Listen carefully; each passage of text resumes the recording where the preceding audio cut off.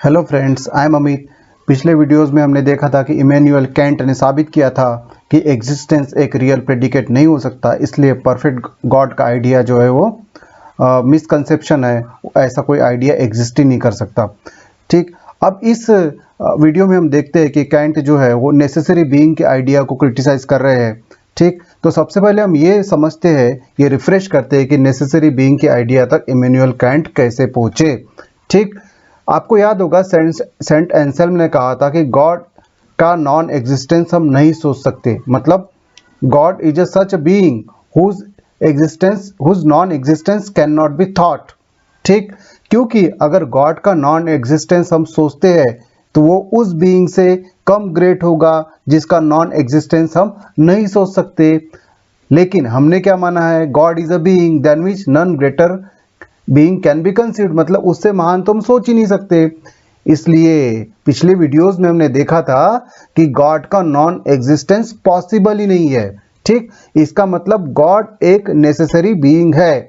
इसको भी हम समझ लेते। देखिए, कोई चीज अगर नहीं है, if something is not there in the world, ठीक, देन कम इनटू एग्जिस्टेंस। ठीक, तो ये वाले जोन में वो नहीं थी, अब इधर वो आ गई।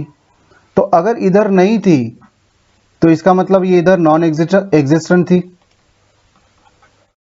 ओके, और अगर ये खत्म हो जाती है तो इसका मतलब इधर भी ये नॉन एग्जिस्टेंट हो जाएगी। मतलब अगर हम एक टाइम फ्रेम की बात करें तो कोई चीज मान के चलिए यहां पैदा होती है, तो इसका मतलब होता है कि वो इधर वाले एरिया में नहीं थी। ठीक, और वही चीज अगर इधर जाके खत्म हो जाती है तो इसका मतलब होता है कि वो ये वाली एरिया में नहीं थी, मतलब उसका अस्तित्व खाली इस एरिया में था। ठीक है, तो ऐसे तो गॉड क्या है, गॉड ऐसा बीइंग नहीं है। इसका मतलब क्या होता है कि गॉड को ना तो पैदा किया जा सकता है ना ही नष्ट किया जा सकता है, क्योंकि गॉड अगर कहीं पे पैदा होता है इसका मतलब होता है कि उसके पहले वाले टाइम में वो नॉन एग्जिस्टेंट था। और गॉड नष्ट होता है इसका मतलब ये होता है कि उसके बाद वाले वर्ल्ड में वो या टाइम फ्रेम में वो नॉन एग्जिस्टेंट रहेगा, उसका अस्तित्व नहीं रहेगा। इसलिए एंसेल्म कहते हैं कि गॉड इस टाइप का नहीं है जो क्रिएट होता है और फिर मर जाता है, बल्कि उसका एग्जिस्टेंस हमेशा बना रहता है। God is something that is eternal and whose non existence can not be thought, क्योंकि अगर उसका नॉन एग्जिस्टेंस हमने सोच लिया तो वो उस चीज से कम ग्रेट होगा, कम महान होगा जिसका नॉन एग्जिस्टेंस हम नहीं सोच सकते हैं। लेकिन हमने क्या डिफाइन किया है, God is something than which none greater is possible, मतलब उससे महानतम चीज हम सोच ही नहीं सकते। इसलिए एंसेल्म कहते हैं कि गॉड का एग्जिस्टेंस हमेशा बना रहेगा, गॉड नॉन एग्जिस्टेंस हो ही नहीं सकता, इसलिए God is a necessary being. ठीक, अब इस नेसेसरी बीइंग के कंसेप्ट को जो है इमैनुअल कैंट क्रिटिसाइज कर रहे हैं। कैंट बोलते हैं कि ये जो नेसेसरी बीइंग का आइडिया है ये सेल्फ कॉन्ट्राडिक्टरी है। कैसे सेल्फ कॉन्ट्राडिक्टरी है? वो बोलते हैं कि जो नेसेसिटी का शब्द है वो लॉजिकल प्रपोजिशन के साथ ही यूज किया जा सकता है। अब ये लॉजिकल प्रपोजिशन क्या होती है? जैसे मैथमेटिकल प्रपोजिशन। मैथमेटिकल प्रपोजिशन में वही पुराना एग्जांपल, हम ट्राइंगल को डिफाइन करते हैं और उसके बाद में हम बोलते हैं कि ए प्लस कोण बी प्लस कोण सी बराबर 180 डिग्री।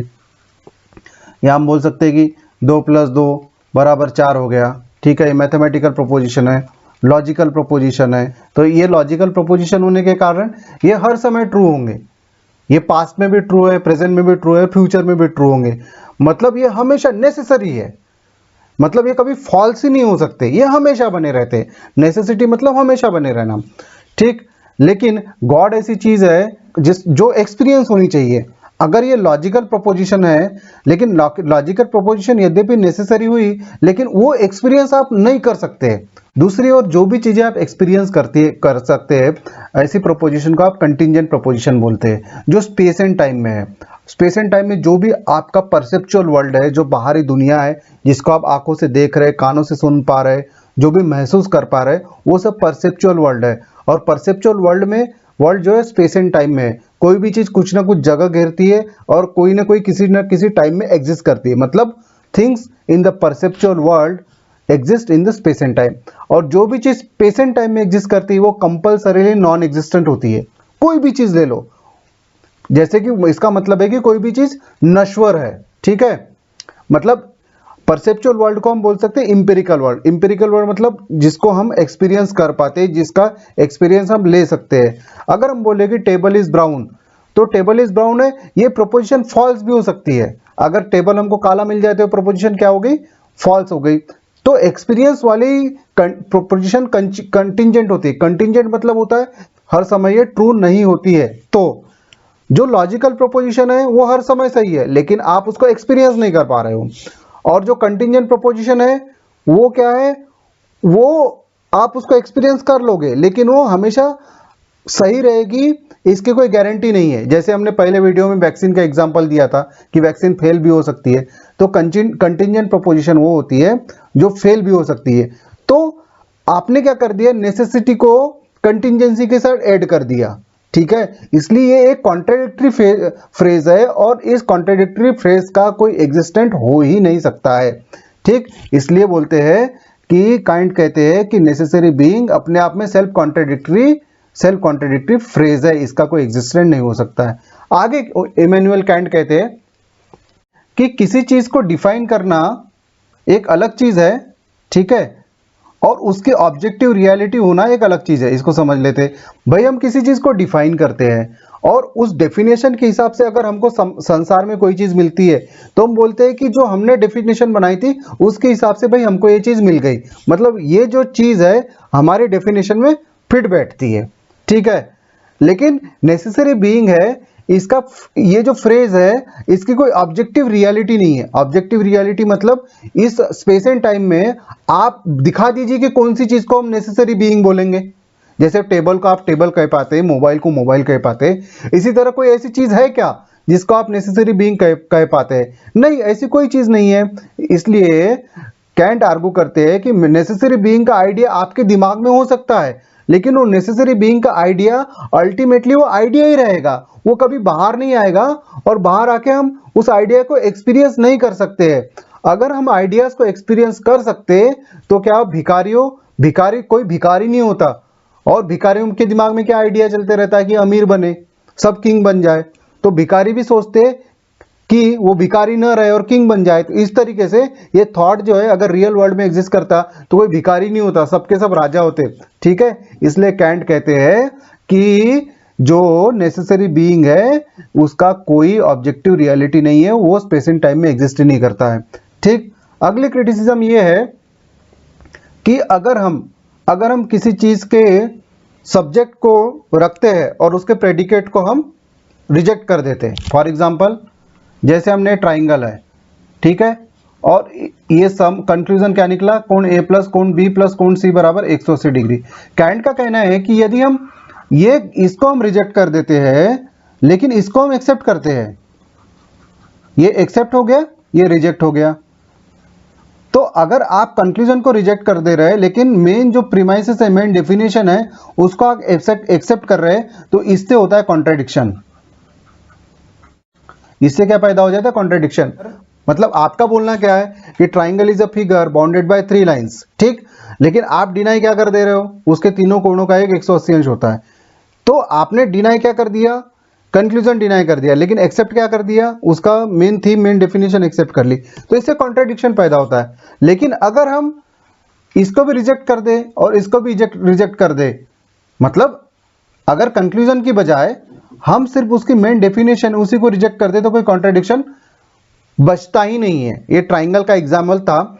तो इसके माध्यम से कांट कहना चाह रहे हैं कि परफेक्ट बीइंग का जो आइडिया है, वो परफेक्ट बीइंग का आइडिया अगर हम अपने दिमाग में रखते हैं लेकिन गॉड डज नॉट एग्जिस्ट, ऐसा बोलते जो कंक्लूजन निकल के आ रहा है उसको हम रिजेक्ट करते हैं लेकिन परफेक्ट गॉड का आइडिया हमारे दिमाग में रखते हैं, तो कॉन्ट्रडिक्शन पैदा होता है। क्योंकि परफेक्ट गॉड से ही क्या निकला है कि गॉड एग्जिस्ट और आप उसका अपोजिट बोल रहे हो, इसलिए कॉन्ट्रडिक्शन आ रहा। लेकिन अगर मैं परफेक्ट गॉड के आइडियाज को यदि ब्रेन में ही सप्रेस कर दूं, मेरे थॉट में ही सप्रेस कर दूं, मेरे थॉट से उसको बाहर निकाल दूं, तो अब मेरे थॉट में न तो परफेक्ट बीइंग का आइडिया बचा। अब जब मेरे दिमाग में परफेक्ट बीइंग का आइडिया ही नहीं बचा तो उसके एग्जिस्टेंस की बात ही नहीं आती है। मतलब वो चीज माइंड से ही निकल गई तो उसका एग्जिस्टेंस प्रूव करने की चीज ही नहीं होती, वो तो अपने आप ही खत्म हो गई। तो यही काइंट कहना चाहते हैं कि अगर हम पूरी चीज को, सब्जेक्ट को ही हम रिजेक्ट कर दे तो प्रेडिकेट अपने आप रिजेक्ट हो जाता है। मतलब परफेक्ट गॉड के आइडिया को हम रिजेक्ट करें अपने दिमाग में